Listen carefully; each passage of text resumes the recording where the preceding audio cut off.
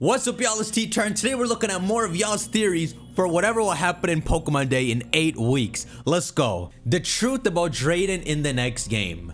Already jumping in, huh? Dearest T-Tar, in your latest video, one of your viewers sent your theory about Drayden being this big spoiler for the next game. Alright, I'm just gonna summarize this about the cool riddle. He said one of these 6 is very closely tied to something in the next games after Scarlet and Violet. Well, it got me thinking. Instead of going the easy route and saying that he's gonna be something important like a gym leader or the new Unova champion, they've hinted multiple times towards his delinquent behavior. What if in the next game we find out that Drayden dropped out of school and ended up becoming the new main villain?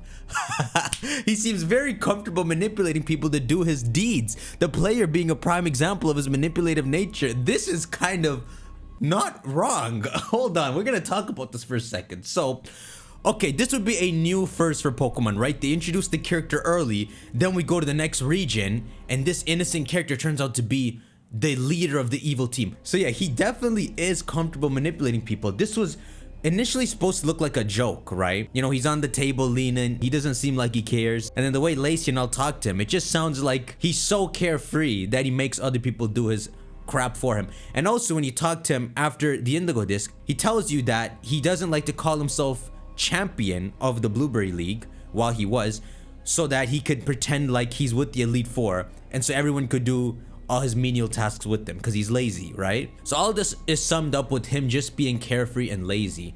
But this is how we can spin it, right? Rather than him being the actual evil team leader, he could be like the number 2 or something. Maybe he just happens to go down the path of working for these bad people. But I would like to add, during the events of the Indigo disc, he's not bad in the slightest. He's just lazy, and you can tell when the way he talks about Kieran, right? He says he misses the old Kieran, and that when he observed Kieran, he misses that Kieran used to enjoy battles and he wishes someone could get him back. Now, yes, he does have his toxicity, you know, ex-champion. So that's what they're basing this idea off, right? That if this toxicity went down the wrong path, it could lead him to something like this. My thoughts are maybe due to him being one of those dragon trainers. Okay, like his grandpa, dragon tamers, and apparently a disappointment to them. Maybe he'll have something to do with the legendary dragons of Unova. Perhaps to prove himself to the clans, he'll try to create the original dragon once again. Nah, he's definitely not a disappointment. He was the strongest trainer in Blueberry. He's just not getting his studies out of the way. In fact, he seems like he's a natural talent, probably surpasses even his grandpa. Y'all, I'm trying to imagine this as realistic as possible for Pokemon, right? It'd be cool if he was the number 2 of the evil team, but he was carefree. Like, you'd run into him early and you know he's the number 2. Kind of like N, right? You knew he was the leader of Team Plasma King, but it's not like Drayden would fight you. He would just be on the opposite side and hanging around you at times. Giving him that prominent of a role kind of works with Ku's tweet here. Pokemon Violet, Carmine, and Kieran. Hey, I was wondering if they live in Kitakami, how and why do they go to a Unova school in Blueberry Academy? Oh, this is kind of true. It's a boarding school for them. They must have applied for it and got in, and then now they're going to it. So these guys have to fly from Japan all the way to America. And the game shows you this, right? When you're flying between the different regions, it shows you taking a jet.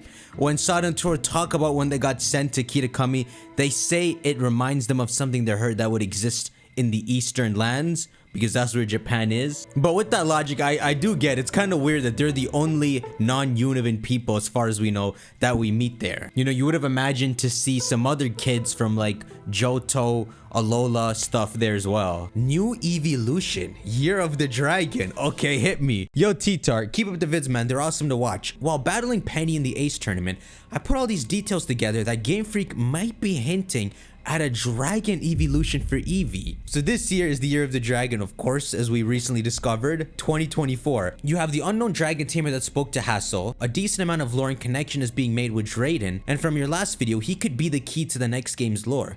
So a game coming out this year could be heavily invested in dragon Pokemon. Right, and if it's Unova games, you know, the original dragon's gonna be addressed. So they're saying this year would be completely just dragon themed. Y'all, it was 2013 when they teased that unknown Nymphia Sylveon.